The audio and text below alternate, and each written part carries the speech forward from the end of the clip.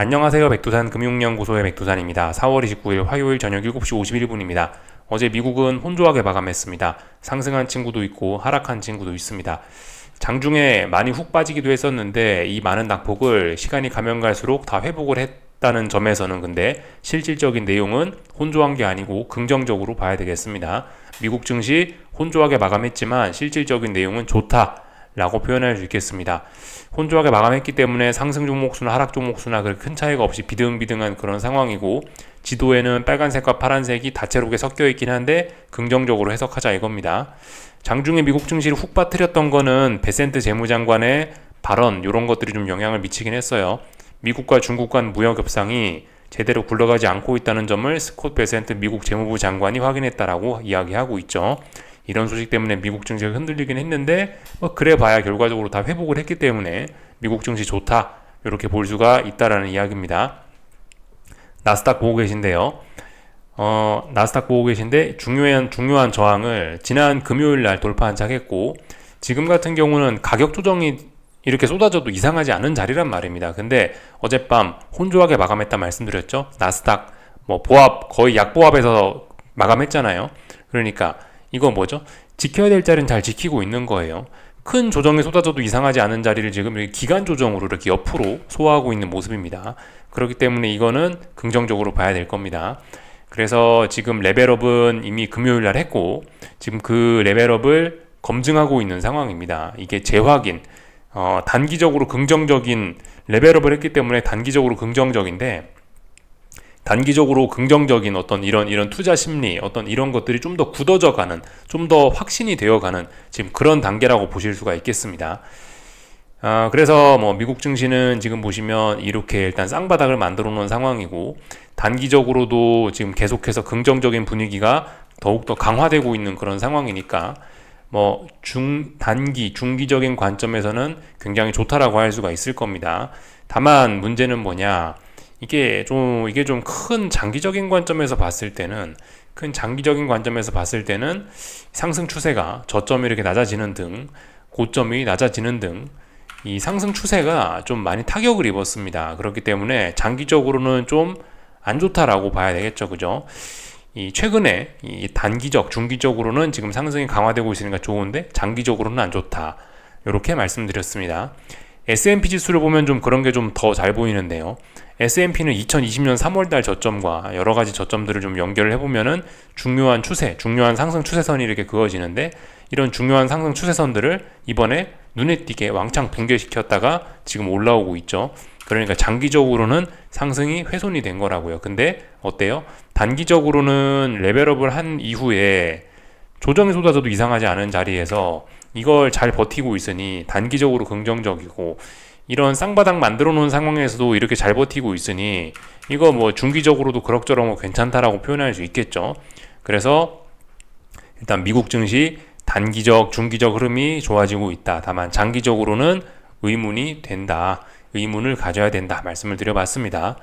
변동성인데요. 변동성도 똑같죠. 변동성 지수 추종하는 ETF인데, 여기 지난번에 말씀드렸던 중요한 지지선이죠. 이 지지선을 붕괴시키고 나서 변동성이 차분하게 아래로 잘 떨어지고 있습니다.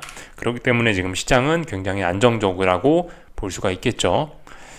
채권 볼 건데요. 채권도 어젯밤에 굉장히 긍정적인 모습을 보였습니다. 30년물 국채 선물 보고 계시는데, 중요한 자리가 어딜까요? 대략적으로 이런 자리, 여기를 돌파한 착 했으니까 지난 금요일 날에 레벨업 됐다, 그런 식으로 표현을 드렸고, 이렇게 힘을 한번 썼으면 조정이 이렇게 아래쪽으로 쏟아질 수도 있단 말이죠. 근데 지금 그런 조정도 없이 채권은 잘 올라가고 있습니다. 이 돌파 한착을 좀 재확인하고 있는 그런 모습이죠. 돌파 한착을 재확인하고 있는 모습이기 때문에 역시 긍정적으로 봐야 됩니다. 주식시장의 해석과 같습니다. 단기적, 중기적으로는 이렇게 바닥을 잘 확인하고 이제 올라가는 긍정적인 흐름이라고 볼 수가 있겠는데, 장기적인 관점에서는 아직 탄력적인 상승을 기대하기는 어렵습니다. 그죠? 아직 지난 강한 이 하락 추세를 극복하지 못한 채로 지금 혼조한 구간에 있습니다. 장기적으로는요. 근데 심상치가 않죠. 좀 몇 달 정도의 시간이 지나면, 혹은 내년 정도가 되면은 채권의 시대가 이렇게 오지 않을까라는 생각을 좀 할 만한 그런 때입니다. 힘은 충분히 많이 모아졌어요. 그죠?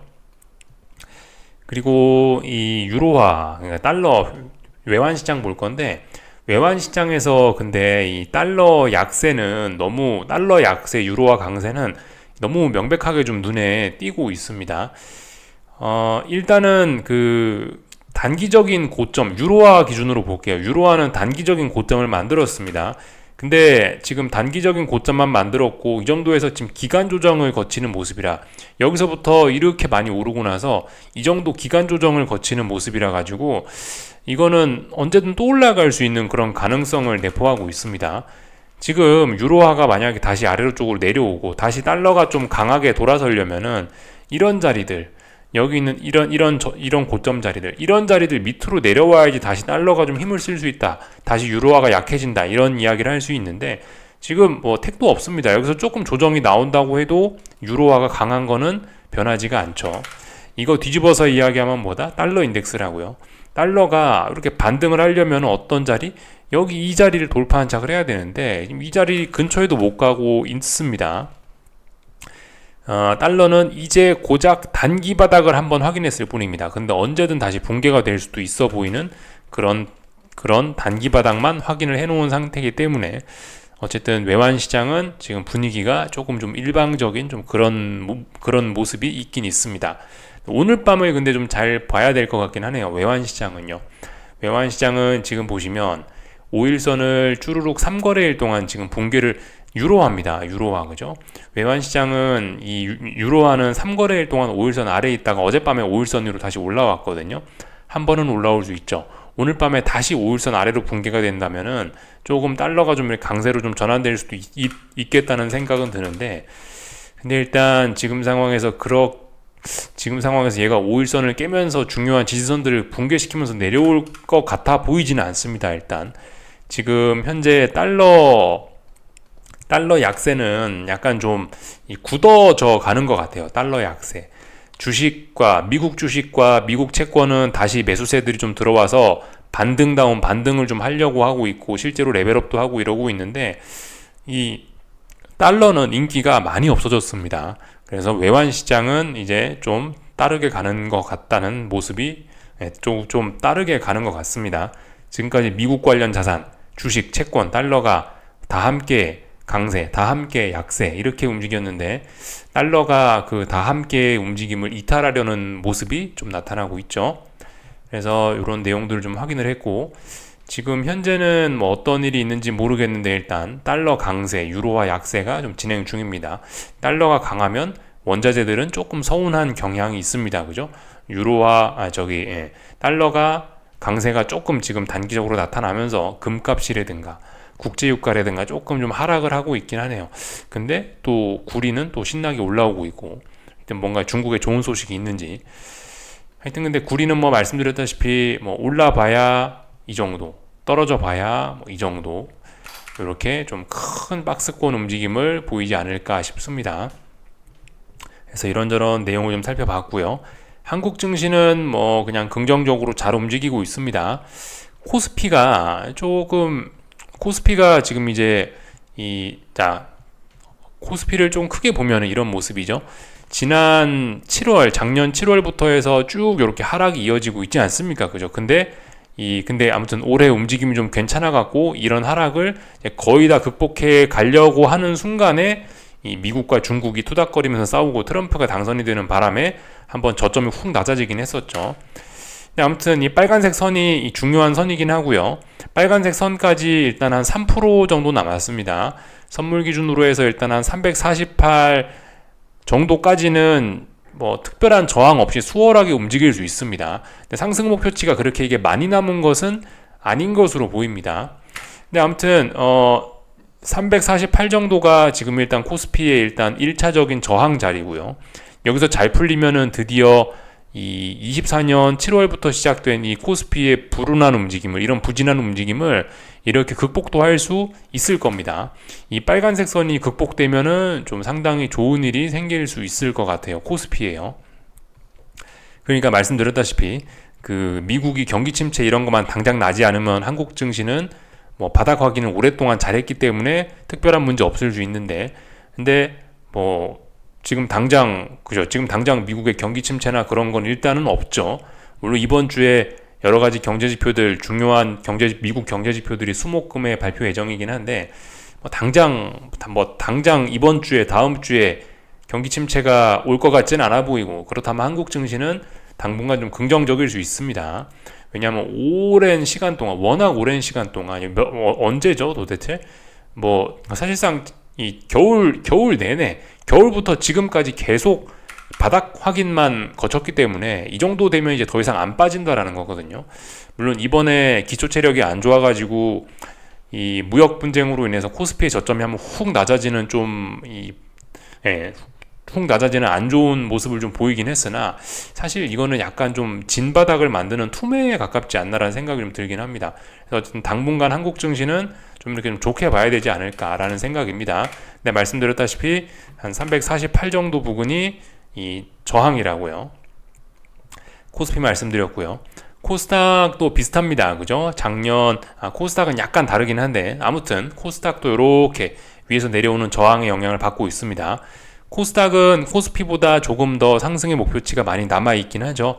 코스피는 한 348까지 약 3% 이렇게 상승 목표가 남아있는데 상승 목표라고 말씀드리고 있지만 상승 목표치까지 못 갈 수도 있는 거고 어쨌든 근데 아무튼 코스닥은 이제 아직도 한 9% 이상 이렇게 상승 목표가 좀 남아 있습니다. 대략적으로 1283, 1280 이 정도까지 상승 목표치는 열려 있습니다. 그래서 상승에 대한 어떤 그런 목표치는 이 코스피가 아니고 코스닥이 더 큽니다. 그래서 지금 보시면 코스닥인데 계속해서 5일선을 잘 안 깨고 있습니다. 5일선을 하루 깨더라도 이렇게 바로 다음날 올려놓는 별로 하락할 생각이 없어 보이고 하여튼 그래서 21선이 다시 머리를 슬슬 들고 있죠. 그죠?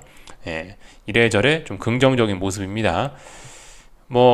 1280 이런 자리를 돌파한작해서 빨간색 선을 극복하면 그럼 또다시 이제 저 위쪽까지 상승 목표치를 열 수가 있을 겁니다. 하여튼 한국 증시는 잘 나가고 있습니다. 그리고 다른 특별한 거 없죠. 삼성전자 계속해서 잘 버티고 있고요. 바닥 확인 잘 하고 있고 여기서 결과적으로 에너지가 잘 모여지고 있습니다. 이게 이제 어느 쪽으로 방향이 여기서 누적된 에너지가 어느 방향으로 튀어나오냐가 중요하긴 한데 미국에서 특별히 경기 침체 이런 거만 없으면 위쪽으로 한번 힘을 좀 보여주긴 하겠죠. 아마도요.